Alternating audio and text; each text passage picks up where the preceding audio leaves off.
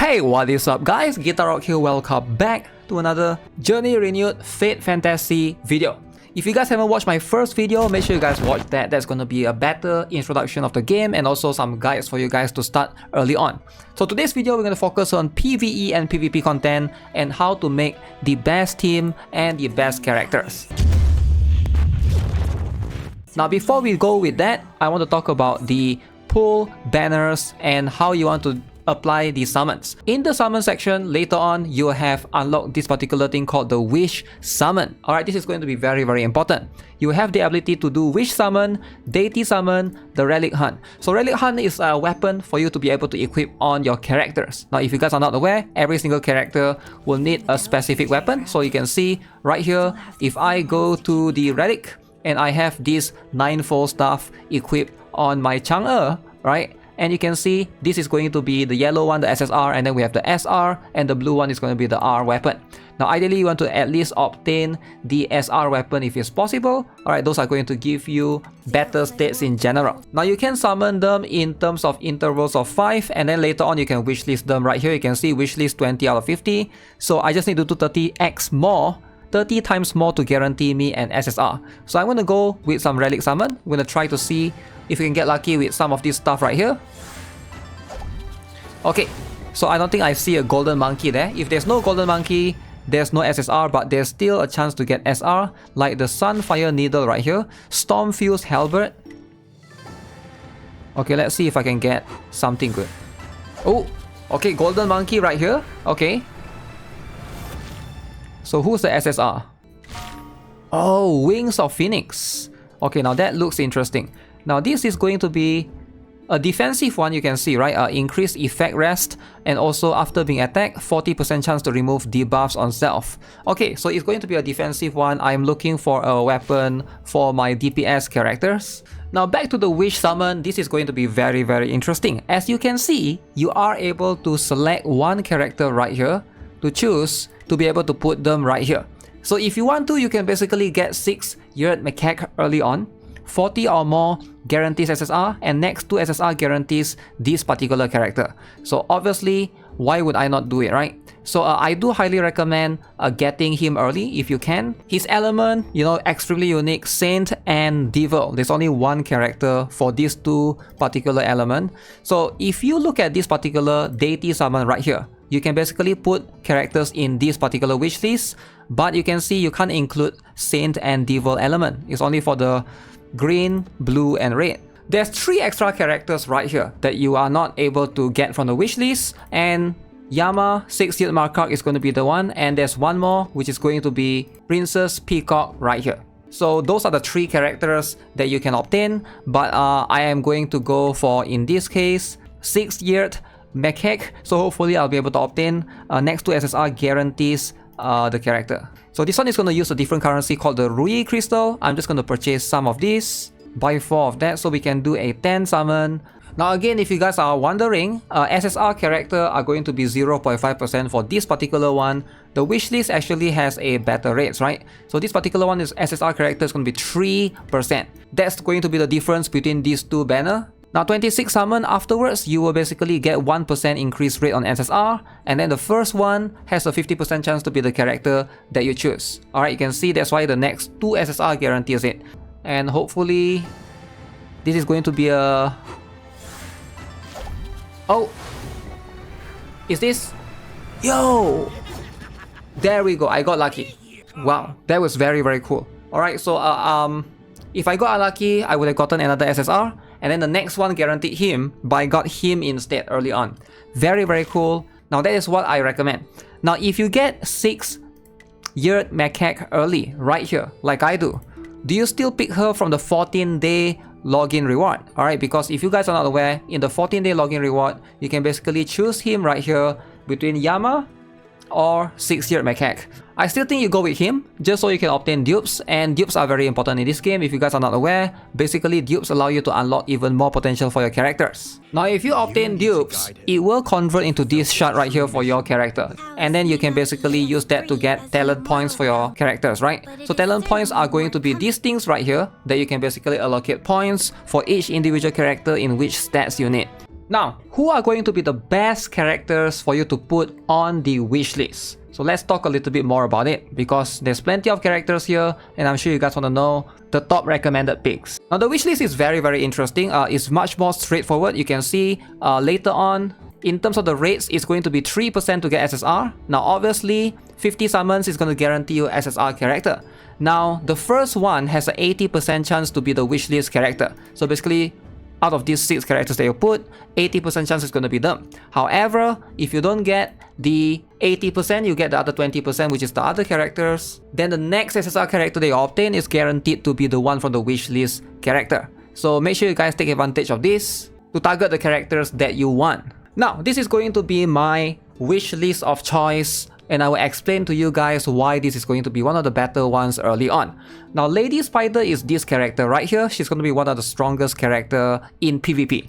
She has a very high base speed. Also, she has the ability to apply silence early on. So if you can move first, you pretty much can win PvP battles with her. Now, even if you don't play PvP, she's a very strong assassin and can do quite a decent amount of damage. And she has a passive ability where if she gets hit by enemies, she doesn't die. She takes this cocoon form and basically enters into a special status and prevent her from instantly dying to a strong single target attack. And this can trigger one time per battle. I actually do like her a lot.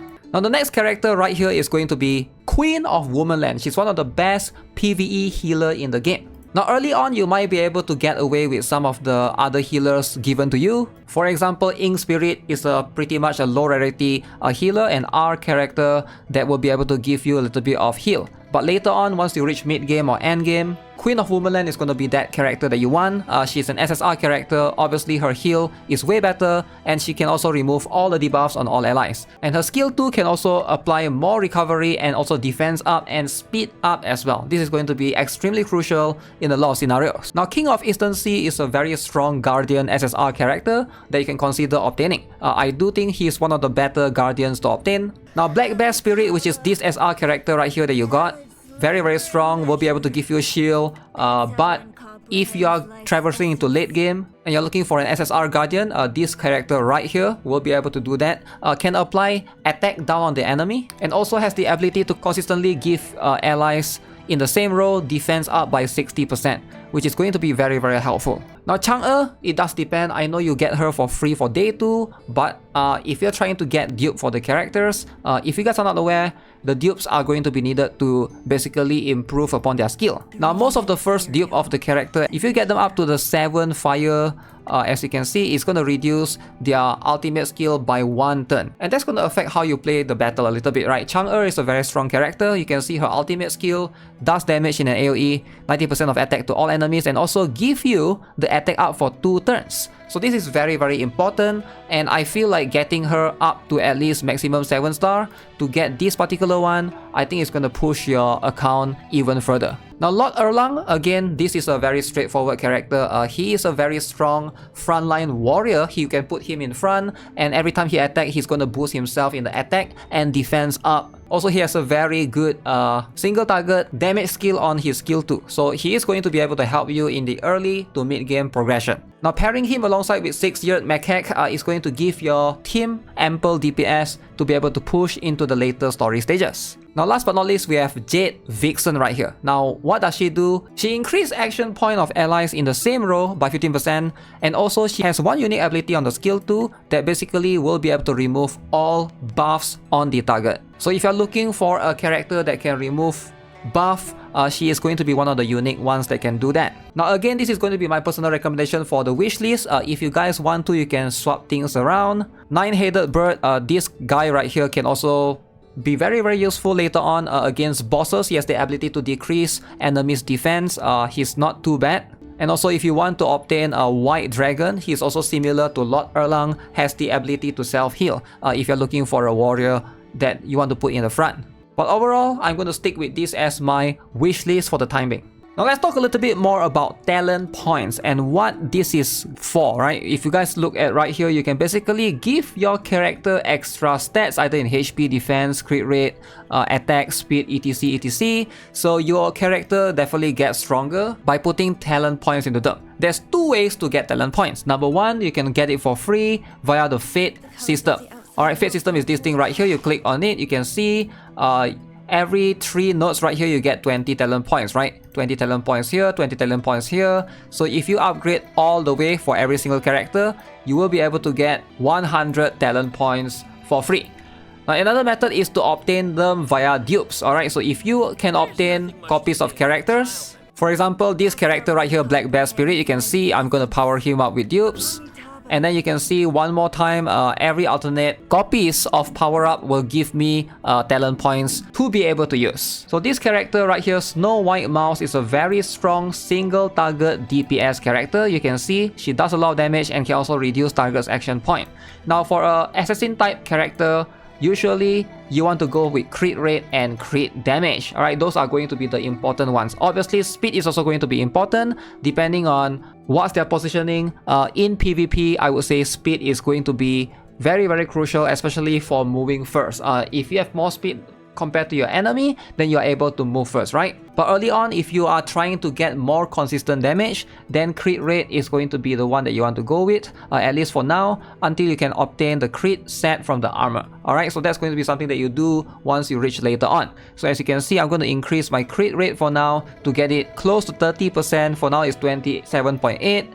So that's going to give me the consistency for me to do more damage. Now most characters that does damage, you ideally go with crit rate for the timing early on. Then later on, you can basically reallocate that. Again, you can basically just change this accordingly, right? Now for a character that is a warrior like Lord Erlang, he doesn't really get much benefit from crit. As you can see, he does increase attack and defense. So in that case, those are going to be the area that he will need to focus on. So ideally, it depends on the ultimate skill. That's going to give you the better gauge of how you want to go with this. So if you want him to do more damage, then going for attack is going to make more sense. But if you want him to be tankier and survive the battle, then you can go with defense. Ideally, you can go a little bit of both. Now for strong PvP characters such as Lady Spider, that's when speed comes in. Alright, she wants to have to be able to move first to be able to silence the enemy. So for her, as you can see, I've pretty much given her as much speed as I can. 144 speed. She does have very high natural speed, but just in case if enemy has a Lady Spider of their own, so I am able to move first and silence the enemy. Now for defensive characters, for example, Black Bear Spirit. Now this particular character is one of the best defender that can protect your team overall. Now you can see he has this skill that gives shield based on 24% of max HP. Alright, so therefore increasing HP makes sense. Alright, so basically you get more of that shield in total. Now this particular character has very low speed and he usually moves last. If you want to boost him up and push his speed up a little bit so that he will be able to move before the enemy, maybe you can do that, but it's not recommended as much.